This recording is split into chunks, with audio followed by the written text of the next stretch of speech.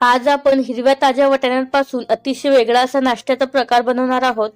महत्त्वाचं म्हणजे हा पदार्थ न तळता आणि न वाफवता बनवणार आहोत। हा पदार्थ किती खुसखुशीत आणि कुरकुरीत झाला हे आपण व्हिडिओच्या शेवटी बघणारच आहोत। चला तर मग वेळ वाया न घालवता रेसिपीला सुरुवात करू। सर्वात आधी एक ताट घ्यायचं आणि त्यामध्ये एक चाळणी ठेवायची आहे आणि या चाळणीमध्ये 2 वाटी गव्हाचं पीठ घ्यायचं। रोजची चपाती किंवा पोळी करण्यासाठी आपण जे गव्हाचं पीठ वापरतो तेच इथे घ्यायचं आहे। घेतलेलं 2 वाटी गव्हाचं पीठ व्यवस्थित चाळून घ्यायचं आहे। गव्हाचं पीठ चाळून झाल्यानंतर यामध्ये 2 चमचे बारीक रवा टाकायचा, नंतर पाव चमचा ओवा टाकायचा, चवीनुसार मीठ टाकायचं आणि सर्व साहित्य गव्हाच्या पिठामध्ये व्यवस्थित एकत्र करून घ्यायचं। एकत्र करून झाल्यानंतर 2 पळी यामध्ये तेल टाकायचं आहे। तर तेल इथे मी थंडच घेतलेलं आहे, गरम तेल सुद्धा तुम्ही यामध्ये टाकू शकता। 2 पळी तेल या पद्धतीने संपूर्ण गव्हाच्या पिठाला व्यवस्थित चोळून घ्यायचं आहे। चोळून झाल्यानंतर यामध्ये थोडं थोडं पाणी टाकायचं आणि याचा घट्टसर असा गोळा भिजवून घ्यायचा आहे। इथे पीठ भिजवत असताना घट्टसर असं पीठ भिजवायचं, पुरीला भिजवतो त्यापेक्षा सुद्धा घट्ट पीठ भिजवायचं आहे। थोडं थोडं पाणी टाकून मस्त घट्टसर असं पीठ भिजवून झालेलं आहे। तुम्ही बघू शकता खूप जास्त घट्ट हे पीठ भिजवल्या गेलेलं आहे। पीठ तर भिजवून झालेलं आहे। आता यावरती झाकण ठेवायचं आणि कमीत कमी 15 मिनिटांसाठी याला मुरवत ठेवायचं। आता पुढची स्टेप म्हणजे एक मिक्सरचं छोटं भांडं घ्यायचं, यामध्ये 3 हिरव्या मिरच्या टाकायच्या, थोडीशी कढीपत्त्याची पानं टाकायची, 3 ते 4 लसूण पाकळ्या आणि अर्धा चमचा जिरं आणि थोडीशी स्वच्छ धुतलेली कोथिंबीर टाकायची। नंतर मिक्सरचं झाकण लावून पाणी न टाकता याला छान बारीक असं वाटून घ्यायचं आहे। इथे मी हिरव्या मिरचीचं वाटण मिक्सरला मस्त बारीक असं वाटून घेतलेलं आहे। फक्त वाटताना यामध्ये पाण्याचा अजिबात वापर करायचा नाही। हिरव्या मिरचीचं हे वाटण आपल्याला आपण ज्या भांड्यामध्ये भाजी बनवतो म्हणजेच कढई किंवा पातेलं त्यामध्ये काढून घ्यायचं आहे। इथे मी कढईमध्ये पूर्ण वाटण काढून घेतलेलं आहे। ही कढई आपण थोड्या वेळ बाजूला ठेवून घेऊ। नंतर एक प्लेट हिरवे ताजे वाटाणे घेतलेले आहेत। हे सर्व वाटाणे आपल्याला मिक्सरच्या भांड्यामध्ये टाकायचे आहेत। नंतर झाकण लावून याला मिक्सरला बारीक वाटून घ्यायचं आहे।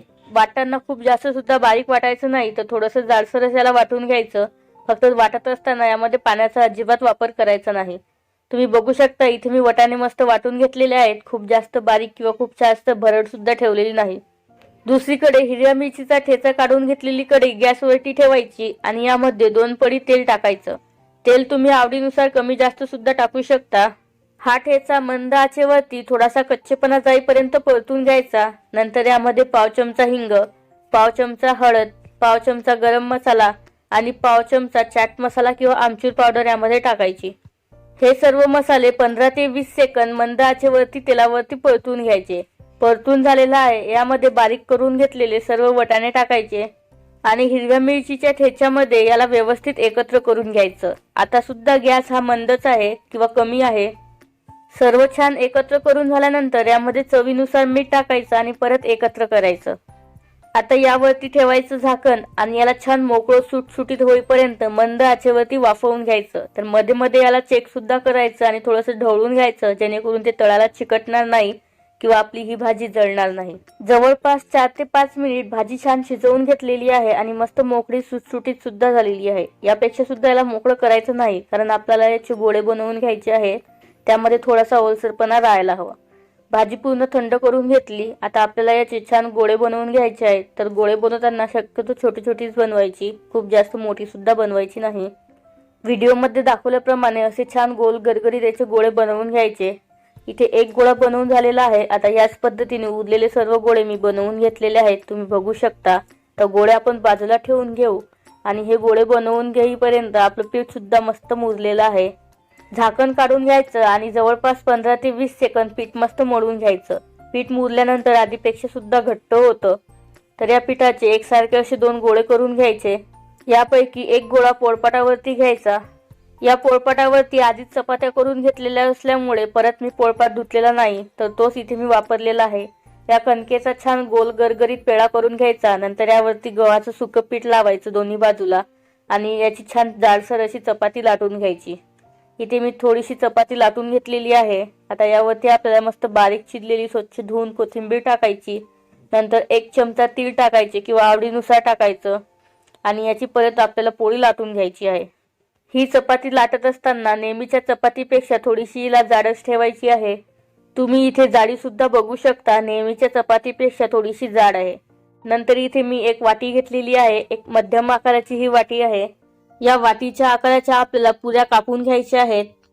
हा नाश्ता आकारामध्ये खूप जास्त मोठा सुद्धा बनवायचा नाही, तर लाडू किंवा आप्पे ज्या साईजचे किंवा आकाराचे असतात तेवढाच आपल्याला इथे बनवून घ्यायचा आहे। एका चपातीमध्ये जवळपास 6 पुऱ्या इथे आपल्या कापून झालेल्या आहेत आणि हा जो एक्स्ट्राचा भाग आहे हा या पद्धतीने काढून घ्यायचा। वाटीने पुऱ्या कापत असताना याचे काठ थोडेसे मोठे होतात, त्यामुळे याला परत थोडंसं लाटून घ्यायचं म्हणजे सर्व एकसारखे होतात।